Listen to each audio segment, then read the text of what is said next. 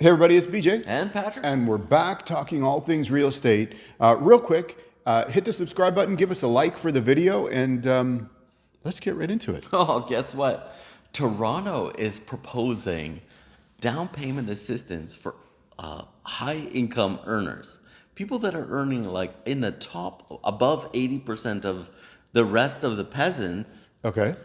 they're they're proposing down payment assistance for a home. What do you think about that?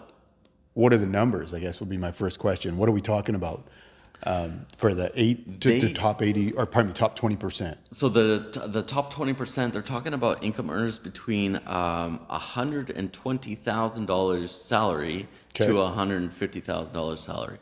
So that's household income or just individuals? It's so far it looks like individual income. Okay. You know, I would think like it would be based on household income, it be a single or a couple or whatever, Yeah. right? But so far the way the article says it's per individual income. Now, if you're making a buck 20 to a 150 grand, I'm wondering what is the problem here? Well, and my first question would be like, do I not know something about the cost of living that it's like so out of whack that you need to have that just to be at zero? Now, if you're believing on face value everything that CMHC reports, or CTV or CBC, Global News, City, all of these news channels, they'll give you the median price versus of a home versus median income. Sure. Right? And they'll say, well, it's like 20 times more than your income and how unaffordable it is. But we already know that first-time home buyers buy condos for around 530 grand. Yeah. And they come up with about 7.6% down payment. Yeah. So, you know, and I think if I'm not mistaken, it's somewhere between 80 and 100 grand are first-time home buyers. So if you're making a buck 20 to 150 grand, what kind of employee are you, or what kind of income earner are you to make that kind of money? Yeah. It's not a starting wage. Yeah. That is true. It's an educated wage. Yeah. It's a high value wage. Yeah. So what is the real reason why the city of Toronto would incentivize you, beg you to buy property with this assistance? Yeah, the only thing I can think of is because they need stuff to move in what you're buying. Like maybe, we know their condo market is flooded in Toronto right now. Mm-hmm. But generally speaking, well, I don't know. I get that at this point it's just talk. Nobody's really put any details down or anything. But those would be my questions. Okay, well, what are we talking about? On what kind of property? On, like, if it's just on condos, I could see them saying, hey, let's try and do something about this flooded condo market here. Right? Right. I don't think that's the real situation. I think there's always going to be investors. Toronto, like as the example, as the case study, has the most amount of millionaires in Canada, period. Right. Then second to like Vancouver. Sure. It's the largest population. That's the way it is, right? So I don't think, somebody who's earning between 120 and 150 grand, there's a certain amount of valued asset there.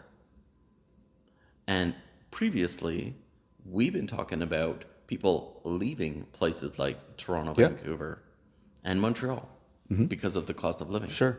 And they're taking that high value skill, asset, experience somewhere else. Okay. That's where I think it's going. I could certainly see that. But I think the thing is there's got to be a job somewhere on the other side. If you're talking about those high value jobs aren't just everywhere, like in whatever market you go to. Yeah. But there are some markets that are aggressively advertising for those high value jobs. It's interesting. I was watching the hockey game, Oilers game the other day on I think on the Edmonton feed. And so the commercials come on that are local to Alberta and that kind of thing. And they're running a series of commercials about why you should come to Alberta and why working in, and this was for civil service, so the government. So, Oh, yeah, so okay. why it's better in Alberta, because jobs are better, you get paid better, you have better opportunity for increase, the government's better. You know, they throw it all in there. Yeah, for sure. And so They're selling it. yeah, there's some pretty aggressive marketing going on for that, I could see. So I guess that would be one reason, but I don't know if you're Toronto. I think you have bigger fish to fry than that right now. What do you mean? Well, I mean, if you're trying to deal with your housing situation, you've got all these condos that you have to work out something with. You know, you've taken away the ability of developers to use these condos as short-term rentals or anything like that while they get to the point of selling, right? Or decide what they want to do with these properties. Right. So people are closing on condos that have, they're the problem is like they're pre-construction. They purchased these condos 5, 6, 7, 10 years ago, whatever the number is. Like I've heard different stories. It's all anecdotal. I don't have evidence. I don't have data on it. Sure. And now it's like closing, and they don't have the down payment for it. Right. They don't have financing for it, and it's based like the excuse is interest rates. Okay, fine. And now rent. You know, if you pre-construction, you made an agreement 5, 6 years ago, at 5, 6 years ago price, 5, 6 years ago rent. How is rent not gone up since then? And you can't make it work? Yeah. What is going on now, right? Sure. So, you know, maybe, you know, and I can't speak to somebody's personal situation about like, you know, their finances or life happens, and they can't figure it out today. Yeah. But that seems like a really bad message, like blaming the minority situation on the whole. Yeah. Right? And there's other examples in like that's been used. Like I don't think it's widespread. I think that's like very few people have like their situation has gone bad after a while. Right. Right. All right. So I'm thinking about like how many people have left Toronto, Vancouver, Montreal for greener pastures, and I'm not talking about like going to Alberta. And that is definitely, we've talked about this in other videos. Like 80,000 people left in the past year, those metros. Yeah. For those places, but there's still the United States. Yeah. There's like the United Emirates. Sure. There's like there. If you have a high valued skill, Yeah.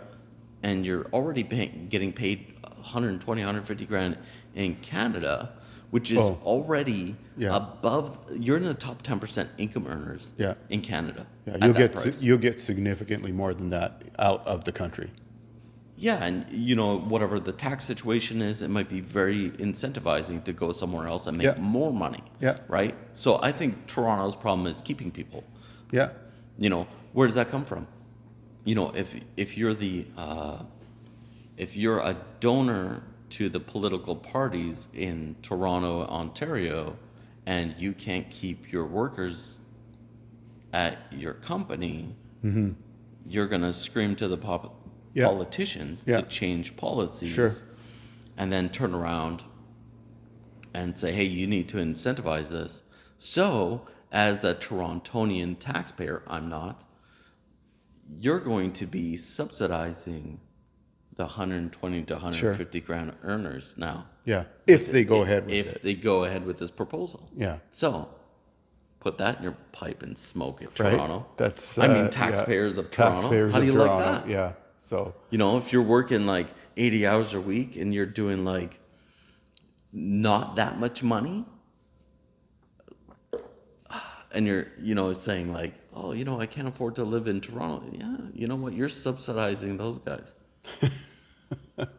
You know what? But we signed on to collectivism. You moved to Canada. this is what we have, right?